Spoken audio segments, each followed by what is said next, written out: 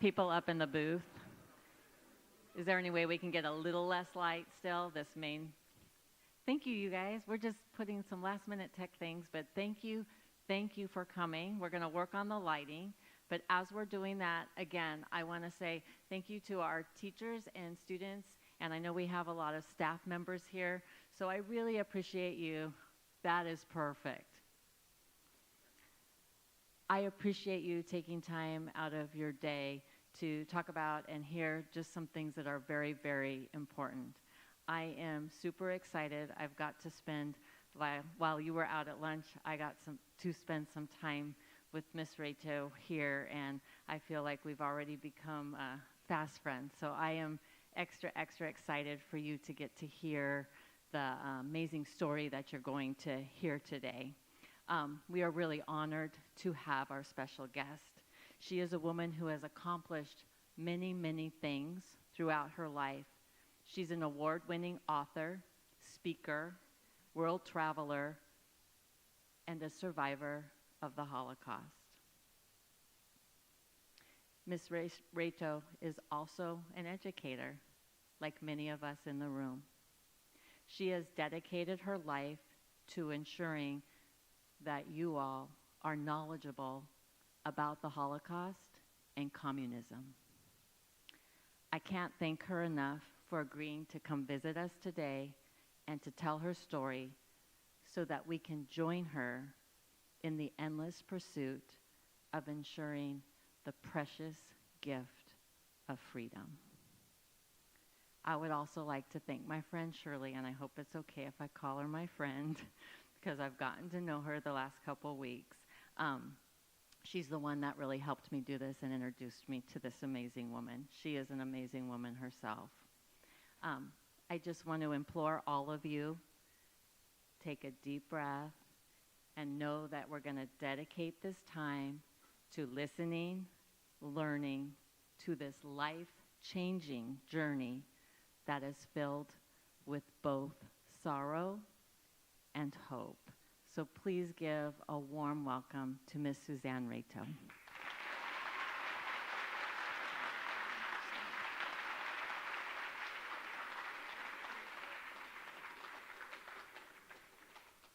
Thank you so much, Miss Henry, and I'm not sure where I begin because I have so many things and so many thoughts that I would like to share with you.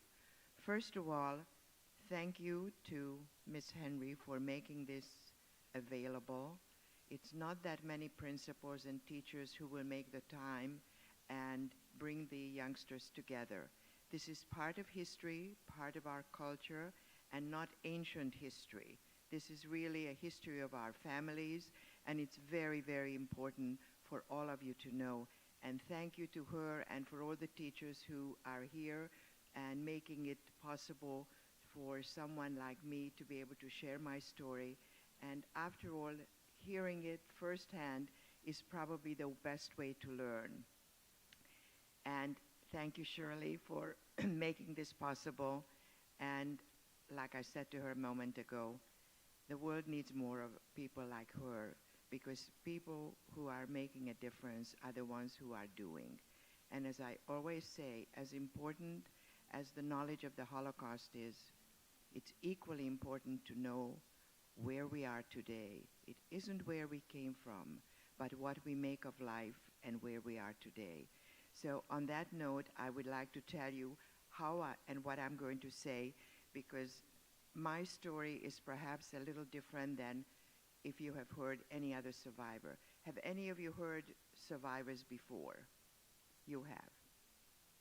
Well, I'm one of the younger ones. I was born during the Holocaust, and technically speaking, I'm what's called a child survivor. So I will do talking about the Holocaust, of course, because it's important to bring it all into focus. But I will also fill you in, especially for you who have 10th grade history and know a little bit of European history. I will fill you in on what happened in the following 80 years to bring it to today and bring it into context of what we are experiencing today and what was the precursor to all that. Also, I think it's very important to realize that knowledge is king, and for you to learn the facts. Very often, when the bad guys, and I'm not going to name them, but they teach you the wrong things. The news media is not kind to reality and the truth, and they teach you the wrong thing, or sometimes it's the wrong thing by omission or commission. So it's very important to learn every opportunity, every angle, so you can make your own decision. Never listen to one source. Don't listen to all the social media that only tells you the same thing in different ways. Make your own decisions, but you can only do that if you have facts and if you have the information and you can build on your own knowledge. So with that, I'll begin the story. Well, first of all, I'd like to tell you that since I was born during the Holocaust, I will tell the story of my first couple of years through my mother's words, because of course I wouldn't know as a baby. And then I will bring in as I begin to experience it myself. The important thing is to really see and hear all the things, because whatever I tell you, I want to implore upon you that in the worst of times, when there were so-called only bad people, we would like to say or think, there were always decent people around, and it's important for all of us to do the right thing and to be good people and upstanding citizens. And my life began as the result of one of these incredible, upstanding humanitarians. I was born March 13th. I just celebrated my 80th birthday last week.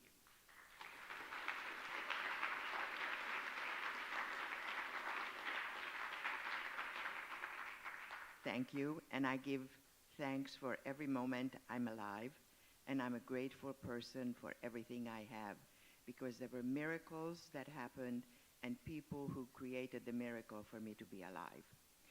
So I was born on March 13th, and as you may know, Hungary was the last country to be occupied on March 19th, 1944. My father was already not around for my birth. He was already in a forced labor camp and a Hungarian Nazi-influenced military, so he wasn't around for my birth. My mother spent the last few weeks of her pregnancy at her parents' home, and on this Sunday, the 19th of March, nobody was coming to the hospital, nobody spoke to anybody. There was everything and tons of commotion, but no one spoke and nobody knew what was happening. By the end of the day, my mother was able to corner a nurse who was willing to tell that the Nazis invaded Hungary that morning, and if that wasn't enough, they established their headquarters on the grounds of the hospital. Well, you can imagine what the mother of a 6-day-old baby would think. Will we ever be able to get out of here? And if so, how? Well, like an angel from heaven walked in, my mother's doctor arrived, and he said, I know your circumstances. I know your husband isn't around. I've arranged for an ambulance to take you home tomorrow. And in addition to the ambulance, I've arranged for a sign, infectious disease. And, you know, usually there's a huge, incredible sigh. What could that mean? Can any of you think of what that could mean? A sign on an ambulance that said infectious disease. Well, nobody would want to be near us, and we had clear sailing going home to my grandparents' home, and that was my first attempt at survival at age 7 days. So you know survival is a big deal for me, and I feel every moment is a precious moment that I'm grateful for. So we arrived to my grandparents, and you may be aware that in those days, mothers nursed, and mothers were in the hospital for 7 days. That's one of the first things, because today, after 2 days, mothers go home. But in those days, they stayed in for a week. And then when we got home the next day, the first question was, where is food going to come from? You probably can imagine there were no supermarkets, and getting food was a job because you had to go to a greengrocer, a butcher, a bakery, a dairy shop. Everything was in a separate little shop, so it was a big deal to buy. And also, we didn't have refrigerators. The only thing we had was an ice box, and once the Germans came in, there was no iceman delivering ice. So that was the next question. What are they going to do for food? And you can imagine a nursing mother didn't quite know where food was going to come for her, which consequently meant where will the milk come from to feed me? Well, these were the initial questions because nobody knew what war was like. You can imagine in 1944, we didn't have communication like we have today, so nobody really knew, even though war was raging from 1938 on in Europe, but because of the lack of communication, nobody really knew what war was like, and everybody was wondering what will happen, how will they be able to endure and overcome and just survive. Well, things were not easy, but at the beginning, there was still some food because people had some food in the pantry, and that wasn't so terrible at the very beginning. It got a lot worse, though. However, as I mentioned, one of the thankful incidents that happened, there was an amazing consul general, a diplomat in Budapest, who was the Swiss consul, and he decided on his own, not with the approval of his government, to help the Jewish community of Budapest. What he came up with was that he's going to issue what they called Schutzpass in German, like a protective paper, which designated us as Swiss citizens. And you might be aware Germans are very law-abiding and respectful, and when they came in to check up where we were, as if we could go anywhere, my mother had one of these papers, and she could show, and we were left alone for a while. That provided safety and security, but not for too long. In addition to the Schutzpass, he also came up with a solution of additional protection. He designated certain apartment buildings called protected houses, and these protected houses were able to include the people who lived on the outside that didn't have any place where they felt comfortable or safe. However, the protected houses all had a designation. It was strictly for the Jewish community. You might be aware that there was such a thing as this yellow star. You've probably seen this. This is a 4-inch star that had to be affixed to everybody's chest, on the heart. It had to be sewn on their clothing, and everybody had to wear it. And the buildings that were protected houses also had this. So if you think discrimination is a thing of the present, it started well before our current days. 1944 was a perfect example of lots and lots of discrimination. And this time it was against the Jewish people, anybody else, everybody in a different category. If you were Christian, you wore a white armband, and so everybody had certain discriminating factors. This allowed for a lot of people to feel somewhat more secure and living in these protected houses. However, when at the beginning there was only gunfire, later on there were bombs falling, and everybody had to spend more time than they would have liked in the cellar underground, which was a very, very tough situation, because these cellars were not made for living quarters. It was used for storage of wood for winter, which meant that everything was very cold and the floor was damp cement. Even in summer, it wasn't anything that you kept warm. And the only thing about being crammed in, many, many more people than normal, a space that would normally accommodate maybe 100 people had 300-400 people, that at least the body warmth kept everybody warm. And being the positive person that I am, I always look for the positive in everything negative. And it's very important because life is full of issues and you have to look at the positive and look for a better tomorrow. And like Miss Henry said, a day full of hope. So this was happening at the end of March.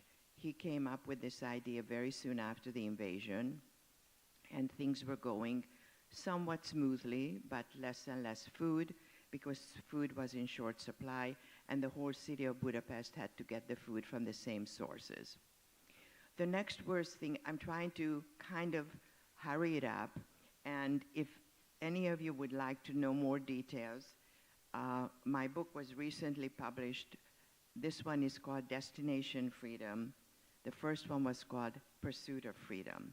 This one is a little bit abbreviated, and if you're interested and you want to hear and read more details, this is full of it, and it'll give you historically accurate information. So the next thing, in case I rush and leave something out, the book will fill in the details. The next worst thing that happened, and pretty bad, came in the beginning of May. You probably know the name Adolf Eichmann. He was one of Hitler's henchmen. He was in charge of transportation. And transportation didn't just mean getting people from one place to another. He was assigned to get the people and get them to the destination, which were the manufacturing concerns, the factories the Nazis had. The Nazis were great businessmen. They had a lot of factories for building materials, mainly bricks, because everything in those days was built from bricks, and also for ammunition. A lot of the factories for these purposes were around in Poland, near the town of Auschwitz, that I will tell you a little bit more in a minute. So he came to Budapest in 1944, May, and the Nazis, the Germans, are very pedantic, very organized, practical people. And in order to gather as many people as they could in an efficient way, they didn't just start in Budapest and bring nilly-willy. They went to the extreme eastern border of Hungary and went to the small towns where they were able to gather the community from around there. And don't forget, distances were not so great. And in the neighboring towns, they gathered the Jewish people, and then they established temporary headquarters by a railway station in one of those little towns. Before they put them on the railway, on the trains, they went through what they called a selection process. By the way, if any of you have any questions you would like to ask, please feel free to put your hand up, and I'll be happy to answer. If you have a burning question, I want to answer it when you have it. Don't wait till the end, okay? And remember, there's no silly question. Every question is important and probably represented by many other students. So this started, this movement of taking people started in the, as I said, eastern part of Hungary, in the smaller towns, and believe it or not, they gathered enough of these people to put them on sometimes 5 or 10 trains a day. And before they were put on the train, they went through the selection process, which I'd like to describe to you, as sad as it was. In one line, they gathered all the strong, young people who would be good working material. And in the other line, were the older, frail, and children and older people. This meant that they had them selected before they put them on the train, on the cattle cars. And I wonder if any of you know why they call them cattle cars. Because yes.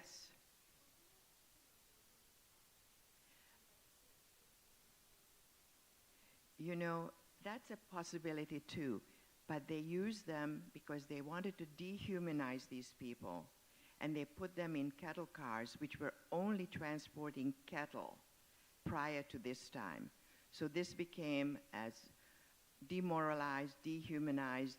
They were really like cattle. But they put them in groups so that when they arrived at their destination, they were already kind of pre-sorted. Everybody from Hungary went to Auschwitz. Auschwitz was, you probably are familiar, being the most notorious death camp. And the difference between a concentration camp and a death camp, you might wonder, perhaps you didn't hear that terminology. The concentration camp is where they use them as prison facilities, and the death camps is where they had gas chambers and crematoriums. Oh my God. Oh well, it'll stop.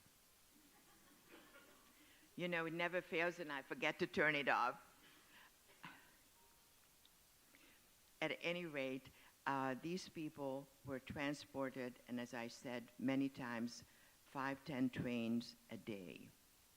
And I will tell you the numbers that are mind-boggling in just a minute. The people who arrived in Auschwitz, they were already separated, as I mentioned. The workers were sent to one side where they went to barracks, and the other group were marched to the gas chambers to be gassed and killed almost immediately. To tell you how practical and resourceful the Nazis were, the people who were going to be workers were tattooed. You probably know that everybody's left arm had tattooed a number. This was another way to dehumanize the people. They were not named people, they were numbers. And the people who were meant to be disposed of soon after, they weren't even tattooed. They didn't want to waste the ink on them. I mean, when you think about the evil just never ended. It was getting worse and worse.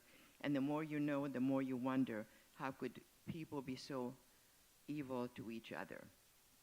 But anyhow, that period went on. The transportation and worker recruitment went on for a few weeks until they ended up getting to Budapest, and they cleared out the whole countryside on the eastern part of Hungary, and they came to Budapest and went through the same process, calling up people and taking them. This went on from the middle of May to the beginning of July, at which time they took about 450,000 people to their deaths in about 144 trips. You can imagine how amazing this was to dispose of that many people. This was the worst short period of time that something like this happened, and it came to the attention of Europe, at which time, by the middle of July, Sweden decided to help and send another person who was going to be the Swedish Consul General, Raoul Wallenberg. And perhaps I didn't mention the Swiss Consul General's name, Karl Lutz, L-U-T-Z. And I personally have to give this man great thanks because he did it against the wishes of his country. And you probably know that diplomats always have to follow what the country dictates. And he was willing to risk his life and his position to help people. So again, the humanitarianism is amazing, and in the worst of times, there were always decent, wonderful people. So this came in now at a point in July, at which time Raoul Wallenberg came from Sweden. And when he came, he decided to follow the same things what Karl Lutz did earlier, to issue Schutzpass, the protective papers designating us as Swedish citizens, and also selected several additional buildings to be protected houses.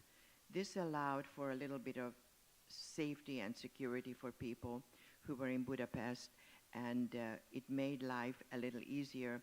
But again, being in close quarters, my mother always used to say she was always constantly afraid of how people will feel, because I cried a lot because there was always lack of food.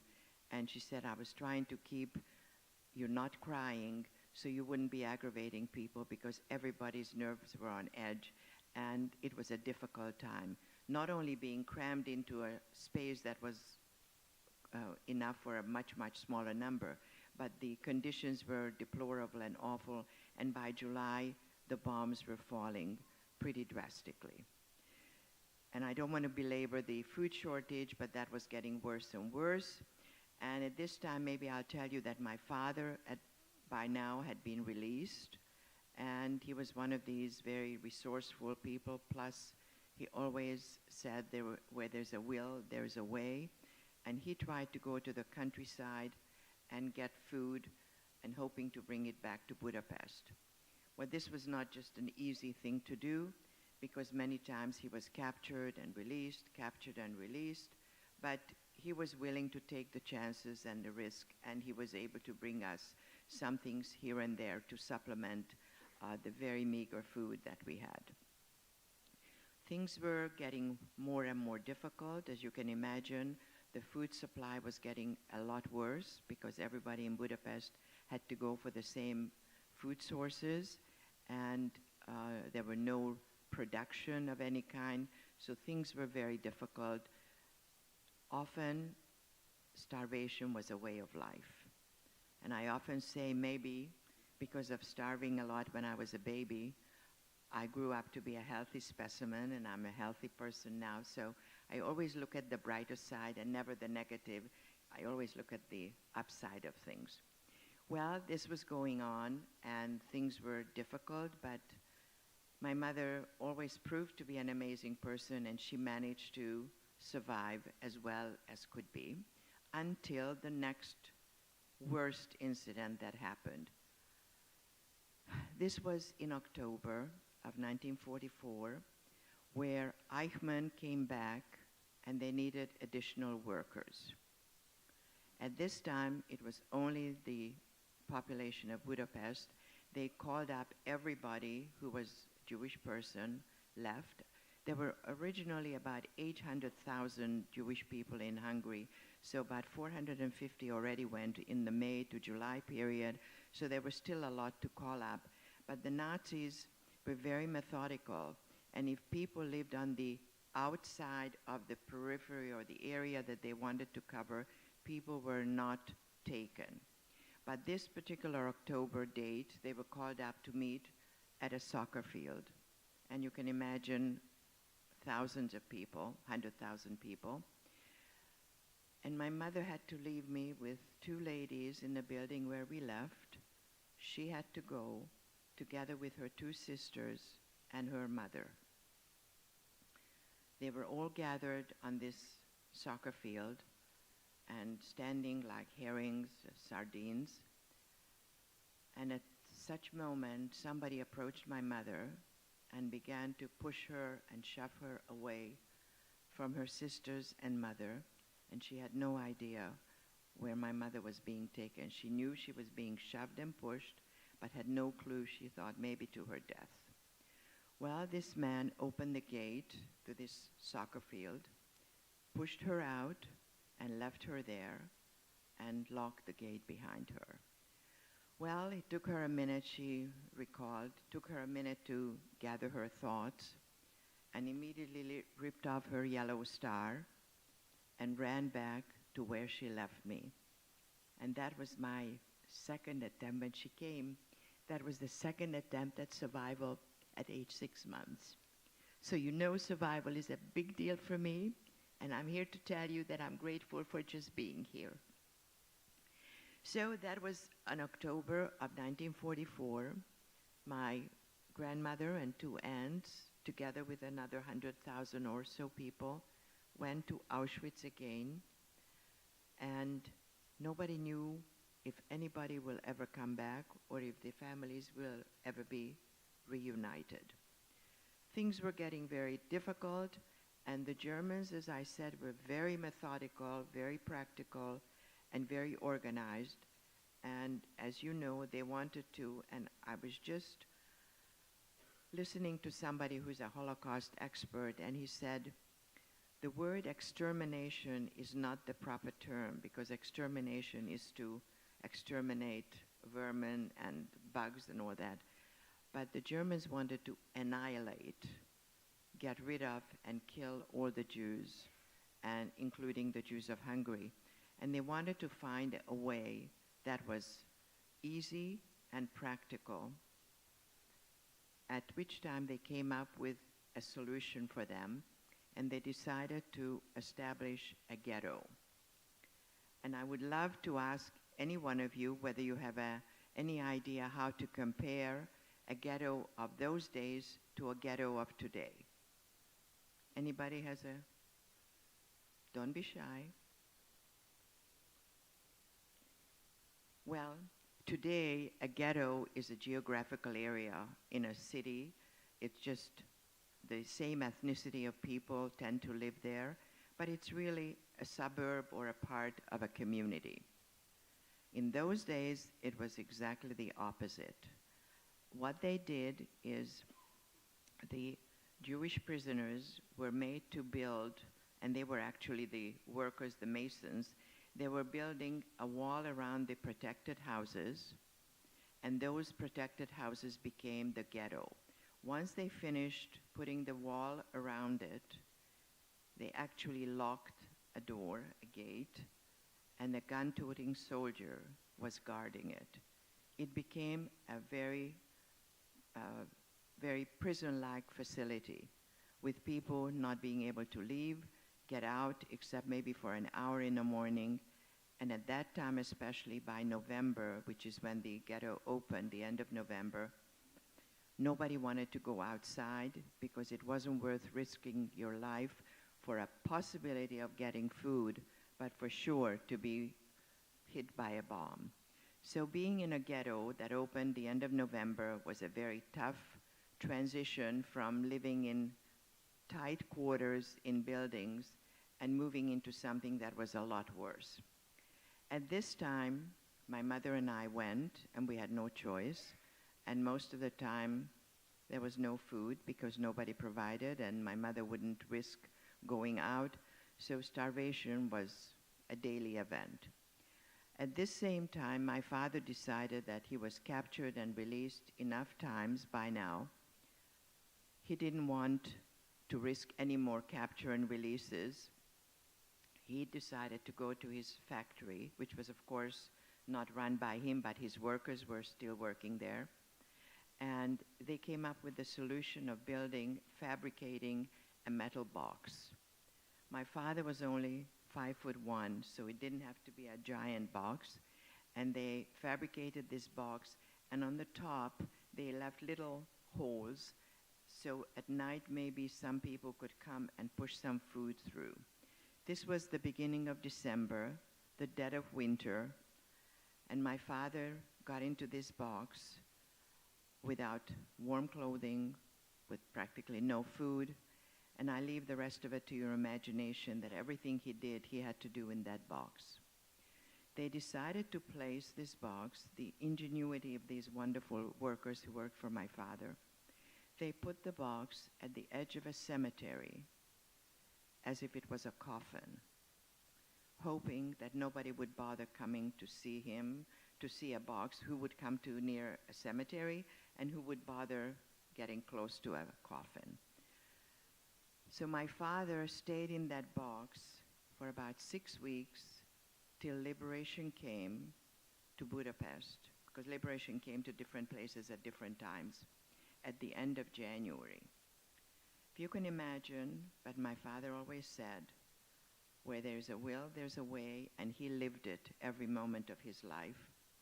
And he managed to survive under those unbelievable conditions.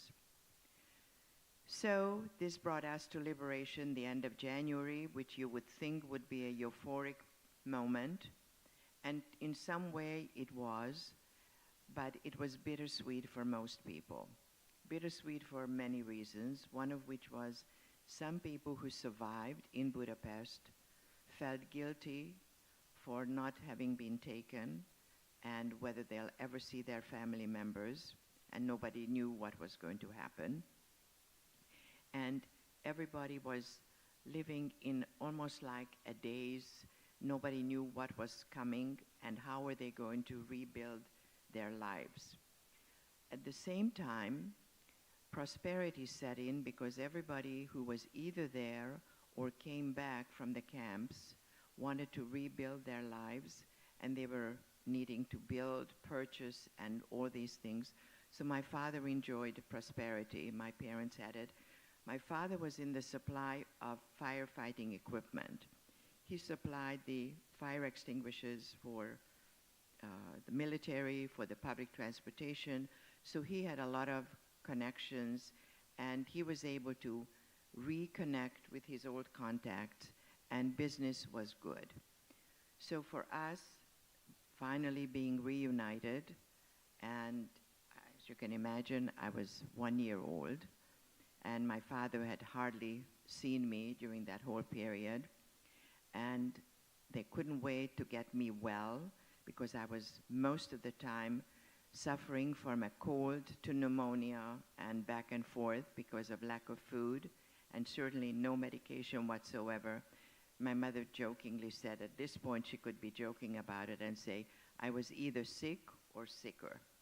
So it was a difficult time, but then fortunately we were able to live quite well for a few years.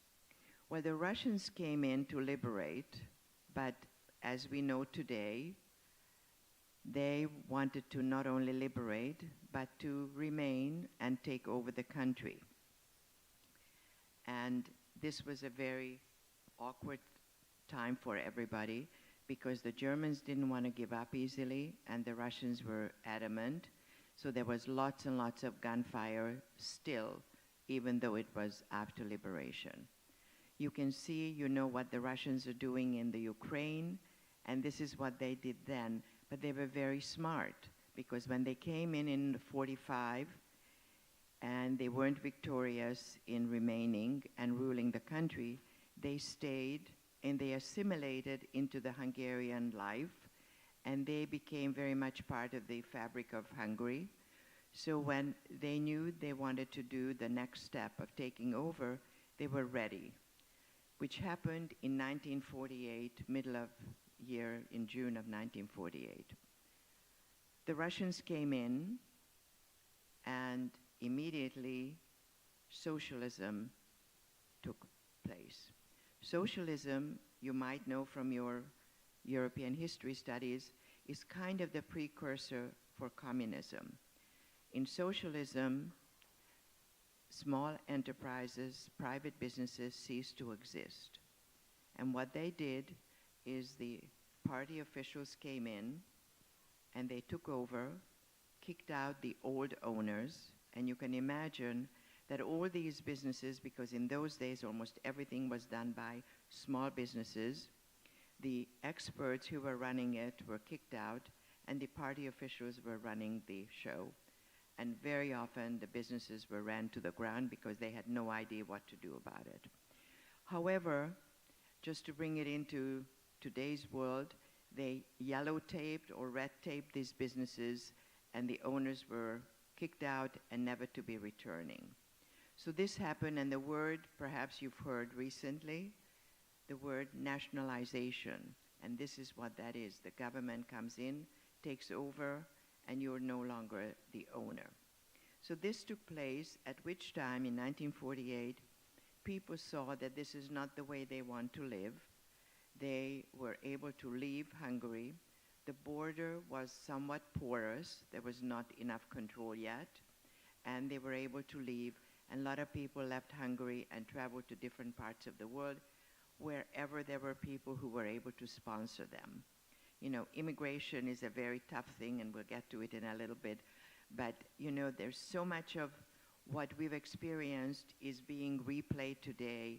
Almost every day I see things that I've already lived once, and somehow history is repeating itself.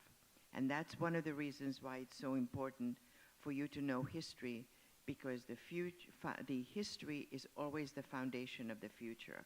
And if you have an inkling of what happened, you have kind of an idea what could happen. And if it's not good, it's best to work to prevent it. So this was in 1948, and my parents couldn't leave because my father was in major business, and if you can believe, I'm just looking at the time, in major business, and believe it or not, he was exporting firefighting equipment from Little Hungary to Egypt. And he felt he didn't want to ruin his reputation. He wanted to finish his commitment, so we didn't leave. Well, things didn't work out too well. My father did what he had to do, but by 1949, he decided it was time that we also left Hungary. And towards the end of December, the end of 1949 in December, he made contact with a farmer on the western border of Hungary, between Hungary and Austria, which is where a lot of people, the farmers, established little cottage industry of smuggling people across the border. You probably know that a border is not a straight line. You need somebody who knows how to and where to go in order not to end up 15 minutes later in the same country where you started out. So my father made the agreement, and we got on the train and got to meeting this person. He got paid off and got into his horse-drawn buggy, and we were ready to trot across the border, so we thought, to Austria, to freedom. Well, this man, instead of taking us to freedom, he took us to the authorities. And we were immediately captured and arrested. And at this point, I must say that in communism, first of all, you don't need to commit a crime to be accused of one. And secondly, sometimes you will use other people to save your own life. And what happened here is most likely, this man probably took hundreds of people across the border, and the government came down on him and said, "You've done enough. The next family you bring to us," because they were ready to be able to handle people and capture them and all of that. So you have to remember that this man did whatever harm he did to us, but it wasn't because he wanted to, he was forced to do it. It was either him or us, and you always save yourself before you save anybody else. So this happened in 1949, December. Immediately, within 24 hours, they handed down sentences. My parents were given a year. And while we were standing there among the ritual of handing down the sentences, one of the prison guards kidnapped me and snatched me from my parents. I disappeared, and I had no idea where I was taken to, and my parents had no idea where I disappeared to. Well, it turned out I was taken to a prison nursery, like an orphanage, and there were 18 of us in one room, and whatever we did it in that room, and it was winter, raining, and snowing, and all of that. It was very, very difficult, but very difficult from a psychological standpoint. If you can imagine a 5-year-old being snatched from the parents, no idea where I was. Pretty difficult time. One of the most difficult things in prison was eating. Well, you probably can imagine just dirty water, looking whatever they gave us, and mushy whatever, and I usually didn't eat. And the prison guards came and said, "If you don't eat, you won't see your parents." Well, while I was crying, I ate whatever I had to, but often I didn't eat, and it was a very difficult thing. But the more difficult than that was the medical experimentation.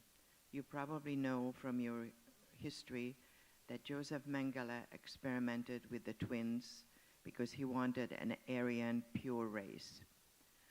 Where the Nazis ended, and I must say, if you think evil and terrible things ended in World War II, I hate to bring the news to you, that's not the case.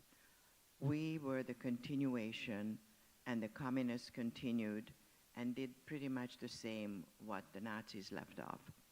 We were experimented with constantly in prison, and then one day they injected us, and I asked the doctor, what are they doing? And he said, we're giving you injections to keep you healthy and so you don't infect each other. And that's what 18 of us, everybody got a shot. Within a couple of days, every one of us came down with a different illness. I was fortunate. I only got chicken pox, and I recovered within a couple of months. But I have a cousin who lives in England now. She was given polio about a month before we were there. And to this day, she lives with the waddling with cane and crutches and all that. So if you ever are told that communism is the ideal solution, I beg to differ, and I'm telling you from personal experiences. Communism is ideal in theory, but not in practice. And a lot of these things that they try to tell us how wonderful it is, it's wonderful in theory, but practice is a whole different ballgame. And it's very, very difficult to listen to the news media. And at this point, I'd like to just interject one thing, and I don't want to go into any politics or anything. But when you think about what happened October 7th, and all we hear is that Israel is the bad guy, and we must remember, and whenever people try to tell you the wrong facts, Israel was attacked unprovoked, and they're defending themselves. They're entitled to a defense. And I think it's always important to listen to whatever people tell you, but also listen to facts and get the information correct. Because if you listen to, as I said earlier, one news media, one social media, you only hear the same story. And very often it's not the truth. It's somewhat fictional and somewhat tainted and distorted. And this goes for communism and socialism, because we hear so much of it today that it's a better way, and young people, millennials, say they would like to live under socialism. And when the next question comes, and do you know what socialism is? They say, no. Well, if you don't know what it is, don't profess to promote it. And this is the important thing. Learn the facts and know, so that when the misinformation comes your way, you can find a way to refute it and maybe educate that person, and hopefully they will listen to you. Well, going back to the prison, somehow you need a little bit of something different. You just don't want to go on and on and on, the horrible things that happened. So after I spent about 3-4 months in prison, fortunately, at some point I was able to find out that my parents were nearby, not with me, and my mother was also fortunate to find out where I was. In the prison cells, the older prisoners used to write on the wall of the cell phone numbers, and not knowing who they were, what they were, and if you were lucky enough to get to a phone, because, you know, they probably had one phone for the whole prison. And my mother got to the phone and used one of the numbers, and it happened to be, luckily, an attorney. And he knew the ropes, and he knew what happened. He was able to tell my mother where I was taken and where I was, and at least put them at ease. And my father and mother were able to meet about an hour a day. In the middle of the day, they had walking, they called it exercise, and my mother was able to share with my father what happened to me. At this point, my mother was able to ask the attorney to contact somebody in Budapest who was able to come and get me. And I went back to Budapest, where this lady put me with my father's brother, where I spent the next few months until my parents were released. And that was another very sad event in my life, because I spent with this aunt and uncle who, in the great desire to do great, they were constantly force-feeding me. They wanted to make sure that when my parents come back, I will be okay. This was the result of a woman who had a baby in Auschwitz. She bore a baby in Auschwitz. She didn't see this child except for a moment. And I don't even want to tell you the stories, the way things happened when somebody was pregnant and had a baby there. But she saw this baby for a moment, and then it was taken and burned, and that was it. This woman lived with this all her life, and all they wanted to do was good, and they force-fed me and all of that. So, you know, people in the desire to do good and well end up hurting somebody. I still live with a problem stomach as a result of that. But I always look at the fact that she wanted the best for me, not to cause harm. So finally, in 1950, the end of 1950, my parents were released from prison. We were reunited, and again, that joyous moment didn't last very long.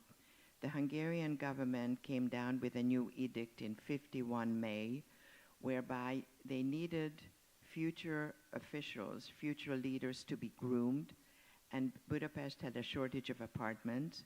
So what they did is they displaced us. Those of us who had nice apartments were taken to the country, and the country folks were brought up to the city to live in our lovely homes.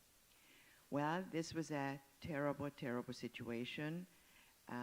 It lasted for 29 months, and only about 5,000 people were victimized in this situation, and we were the first ones to be so taken, and it was a terrible, terrible time.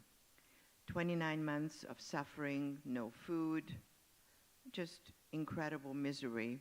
We were finally released, and were able to go back to Budapest. But in order to punish us further, we weren't able to live in the city. We had to live on the periphery, on the outskirts, in an official apartment, and we lived with my grandparents in hiding. And I will only tell you one thing that happened during hiding. After 8 o'clock, nobody expected anybody to come, and when the doorbell rang, all of a sudden my parents didn't know what to do. They ran to the bathroom, and my grandfather went to see what happened. And just moments before my father was ready to jump from the second-story window, my grandfather came back and yelled, "It was a short in the fuse box." So these were the moments that are unforgettable. Plus, this was the first time I went to school in 4th grade. And the worst part of school was the propaganda lecture every morning. 8 o'clock, the propaganda representative of the regime came to tell us the virtues of communism. And at the end of every day, he said, if you find that your family members speak differently or don't understand what we tell you, come and tell us, and we will make sure we will re-educate them. Does this ring a bell, the current terminology, re-education camps? Well, this is what we experienced. The people who were not listening to their parents, because I always say I lived a double life, one that my parents instilled in me and one that I was told to live by the government officials. Some kids came and told the officials about the parents. Some of them were arrested, some were imprisoned, and others, depending on what they found, maybe they were killed and never seen again. So at this point, I'd like to make sure, and especially to 10th graders who are a little older than the little kids, who are more influenced by the parents, and you are probably more influenced by peer pressure, always listen to your parents first. They want the best for you. And even though you may not like it when it's being said, it's really the best intentions. So listen to your parents. They are a little older and more experienced, and they only mean the best for you at all times. So at any rate, this was in 1953 in Hungary.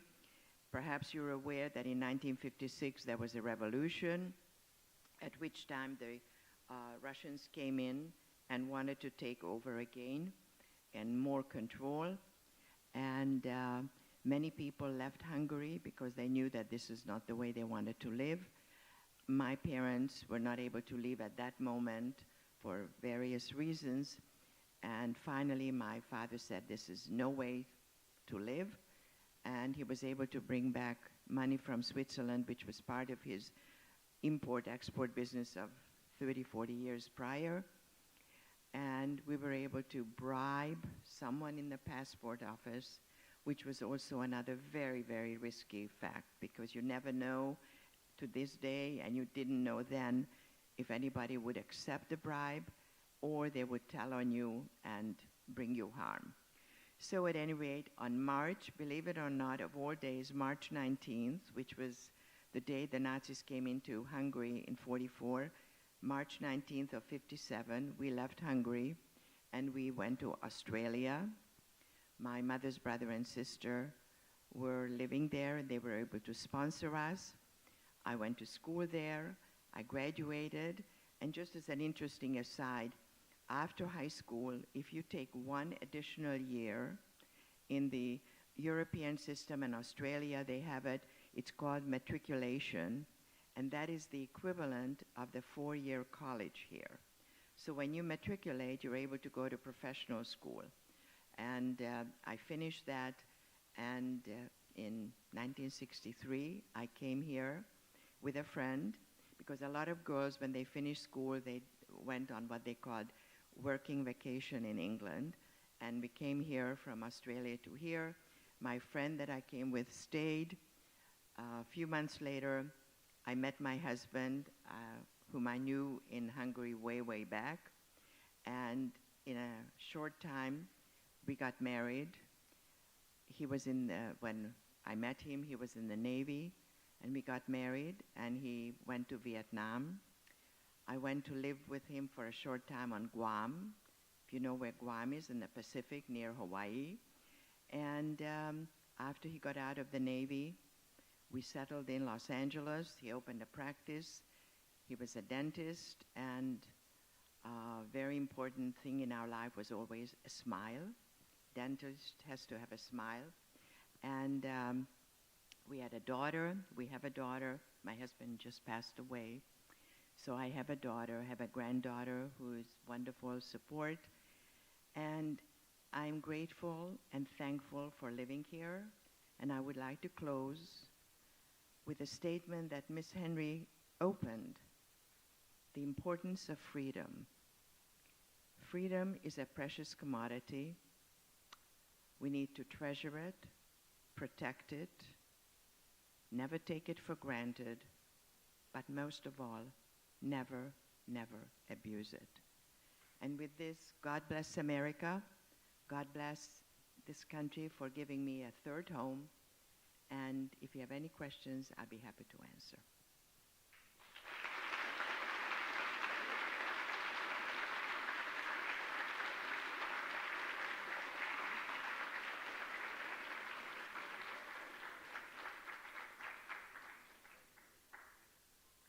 Any questions? Yes. Can you speak up a little?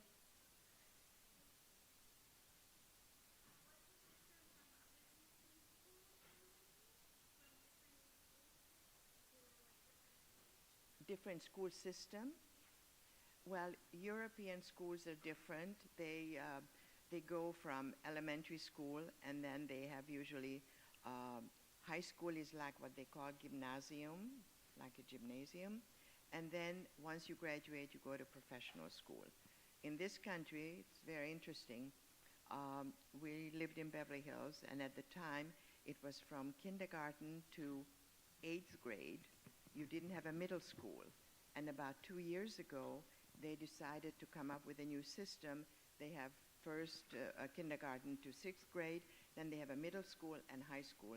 So many different school systems do it differently. It doesn't even have to be a different country. It can be a different city within our state. Does that answer? Yes. Oh, he said, how did I feel during the Cold War? Well, that's an amazing question. And I think I try to allude to the fact that the Cold War was a very, very frozen war because we were all uninformed, unaware, and we couldn't quite figure out what it is. And politics is very tough because sometimes you have to play the diplomatic game of not go from one extreme to the other. It's never black and white. It's always gray. And you have to know a little bit about how things can be resolved, because some things can be resolved, but they can be negotiated. And the Cold War, unfortunately, may be over, but we're fighting something similar every day. It's a form of fighting. Okay? Yes.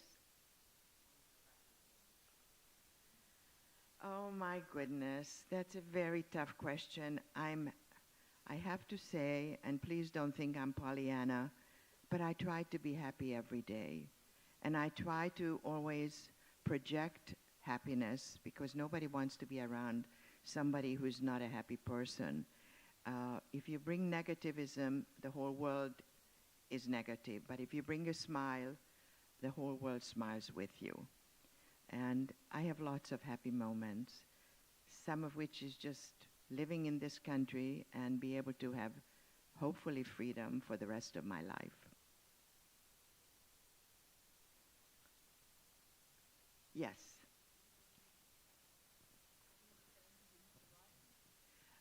Yes. On my mother's side, we were fortunate. My mother's two sisters and mother survived, and they came back. It took them a few months. Liberation in Budapest was the end of January, but they came back in May of 45. And that's something I'll tell you a little bit more. I'm not sure you're aware, but the Germans didn't want to leave marks of what they've done. The Auschwitz camp was liquidated in December of 44, and all the prisoners were marched in the freezing December days to Germany. And I don't have a map to show you, but between Poland, where Auschwitz is, and Germany, it's a very long drive. That's why they call it death marches, because these prisoners had to be walked, and if they survived, they managed to get there, and several months later they were liberated. And one other thing, one of the first camps that was liberated was Dachau in Germany, liberated by General Eisenhower. And he said to the troops and everybody, because once he arrived and he couldn't believe his eyes, what he saw, he said, make sure you take a lot of films and photographs to document what you are seeing, because people in the future will not believe what we are seeing today. And what an amazing person, what foresight he had, because within a few years he became our President Eisenhower. But he was an amazing person to document all what is unbelievable and hard to fathom by most people. And then the tragedy of liberation in the camps was a very, very sad scenario. Some people, some prisoners who hadn't eaten for months, all of a sudden, for the first time in 6-8 months, saw food. They gobbled too much food down, and their bodies couldn't process it. And believe it or not, having survived starvation, now many of these people died from overeating. It's kind of ironic that from one extreme to the other.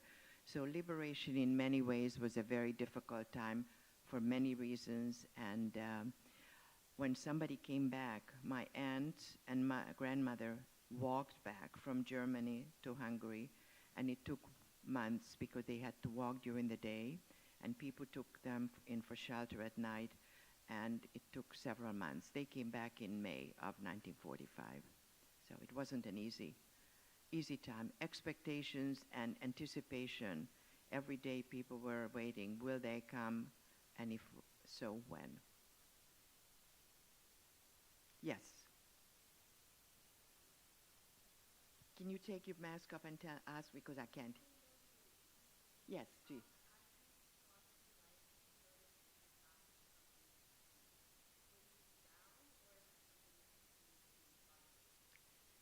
Well, As I mentioned, I'm a very positive person, but I am the product of my parents' incredible work. And my parents always said, don't let the bad get you down. Don't dwell on it. Put it in the back of your mind and go on and hope for a better tomorrow, a better day. And I think we have to work at it. It doesn't just happen. It's hard work. You have to overcome adversities, and learning to overcome adversity is a big lesson that you have to live with every day. And it's, to me, it's inspirational. And when somebody says, did you get appreciation or thank you, I always say, the fact that I've accomplished it is enough thank you or appreciation for me. And that's how I live my life every day. And always with a smile. Yes. The question is, did I experience a lot of religious discrimination? Once, well, you may not believe it, but it somehow went on and on and on. And it was, we always say, why do I need to be tested over and over again? We left Hungary in 1957 May, and we were the very first ship to go from Europe to Australia. And we went through the Suez Canal. And you might remember in 1956 October, there was a Suez skirmish, and a lot of things were shattered. The Suez Canal was filled with all kinds of weaponry. So we were the first ship to cross the Suez Canal in 57 May. Well, it wasn't cleared well enough for us to cross. We ran aground. Now you have to remember, this was Egypt. The captain of the ship said, we're not vouching for your lives, just stay here, don't move, don't get off, don't do anything. And we were staying in the Suez Canal, and I don't know if you've seen pictures, but it's a narrow canal, and for a ship just big enough to go through. And the fear was enormous because we had no idea what can happen. Well, by 11 o'clock, they cleared, and we were able to proceed. And guess what the next port of entry was? Aden, Yemen. Does it have to be any worse? You probably hear every day the Houthis and all of that, that's all from Yemen. And the captain said, well, if you didn't stay in your cabin before, now you cannot leave your cabin because we are not able to protect you unless you stay in your cabin and shut the door, and that's it. So religious persecution didn't end, even though we left Europe, and it went on a little further. And I'm only hoping that religious persecution can be resolved to some extent. But I'm not very comfortable when Jewish students are complaining that they don't feel safe on college campuses. I think we have to make sure that they have safety and security. No child should go to college and not feel safe, especially when you have to pay sometimes $50,000, $60,000 a year. So for all that, I think we not only need education, but safety in lifestyle as well. Hang on, just a quick little interruption. I do have one class that has to leave a little bit early, so we can still have some more Q&A if that's fine with you, but I just Sure. want to dismiss this class, and they didn't want to be rude and leave in the middle. So we're just going to give them a second. Thank you for being thank you, here. Ms. Farrow's class. We appreciate you coming in. Okay, and then we'll let them go, and then if you're fine for a few more questions. Sure. Okay. And again, youngsters, just appreciate and thank your principal for making this possible.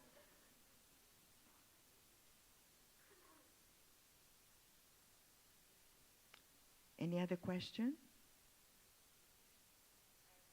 Yes.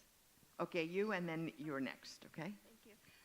When you were in school and they were talking about propaganda and explaining it, was there any part of you that believed what they were saying to you? What was the second half of the question? When they were talking about propaganda, was there any part of you that believed what they were saying?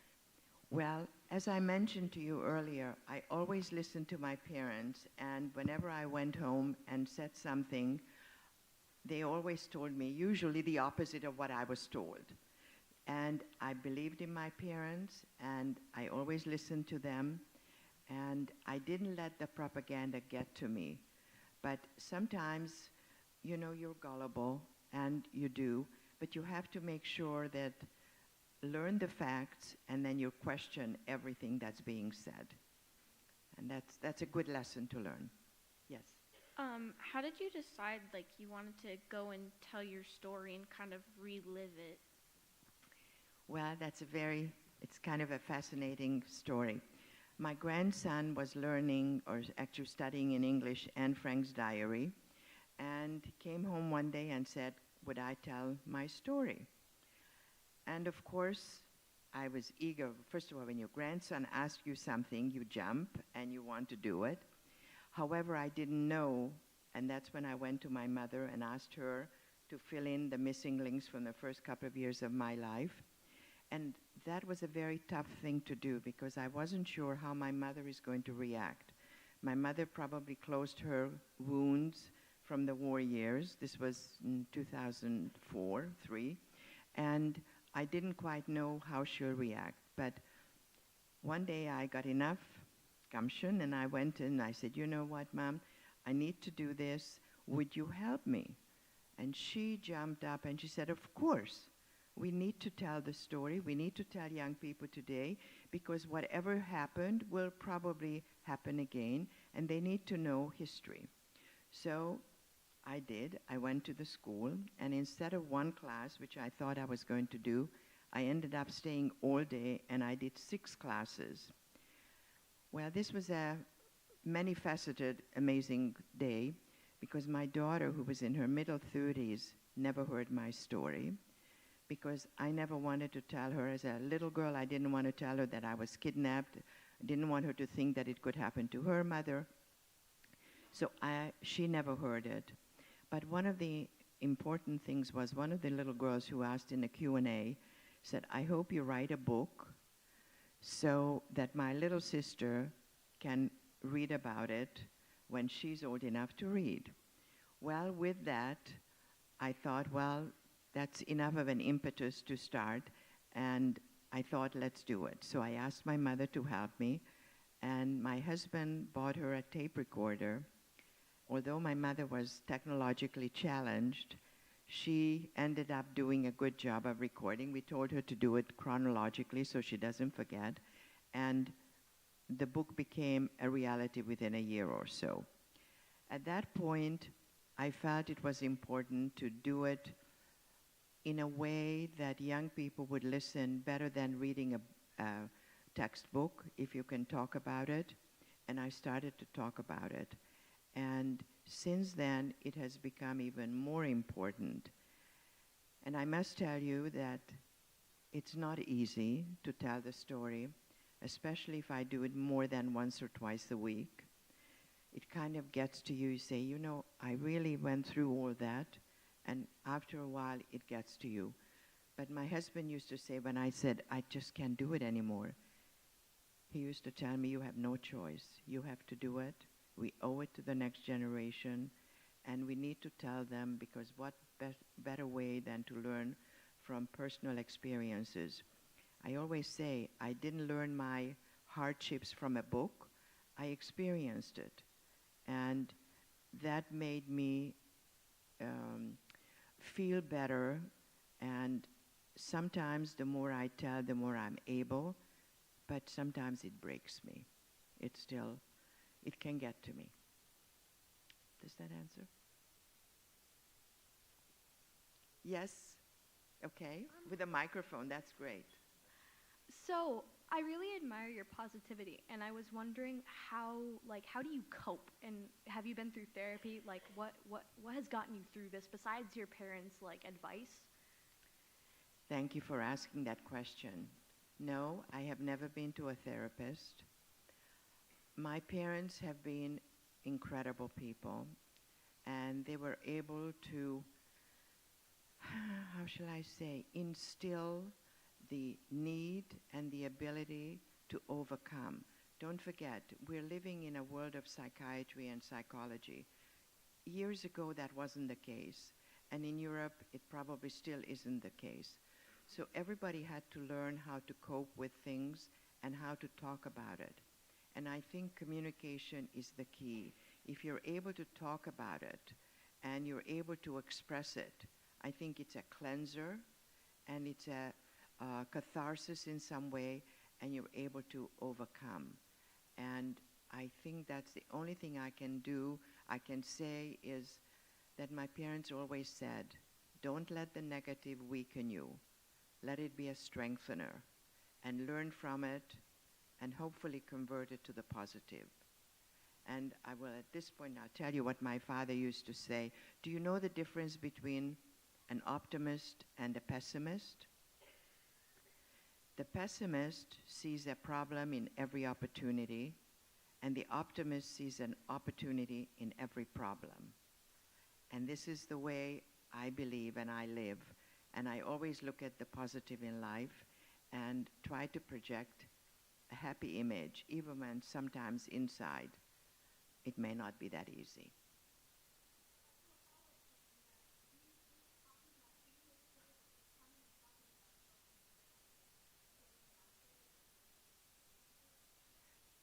Getting it out, whether it gets me down.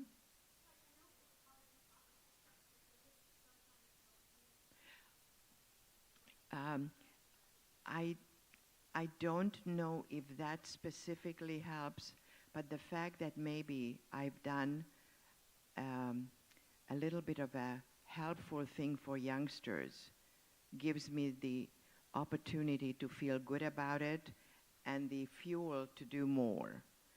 Just knowing that hopefully I helped.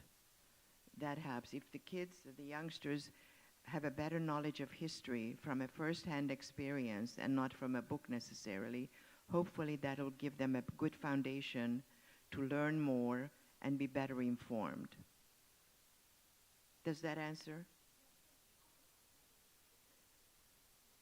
I'm sorry? Oh, thank you. I am naturally, this is courtesy of the bottle, naturally I'm very dark, and I've been this color for 50 years, believe it or not. Okay. How many schools have you taught at? How many children do I have? How many schools have you gave speeches to? I'm sorry,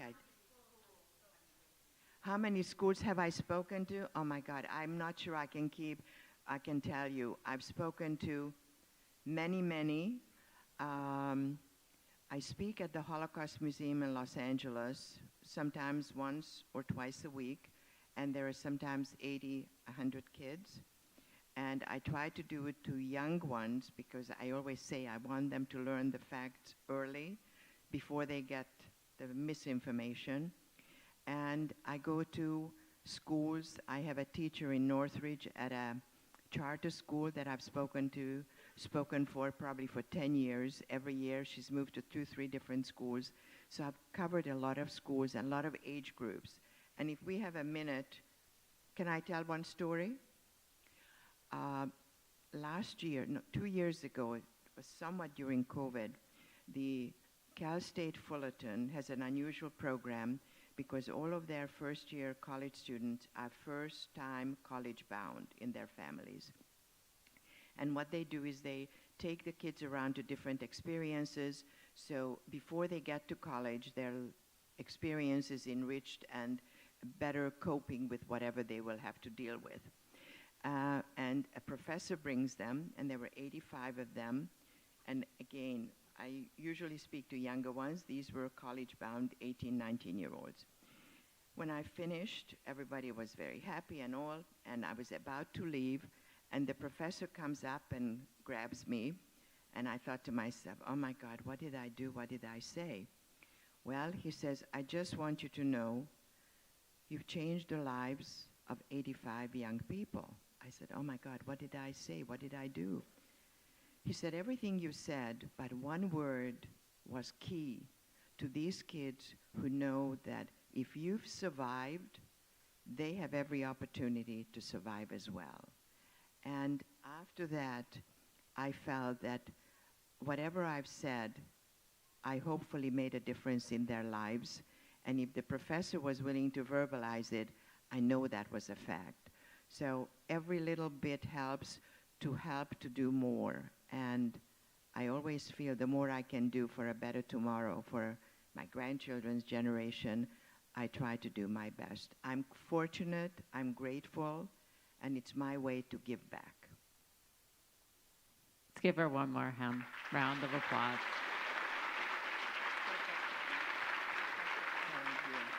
Thank you. All right.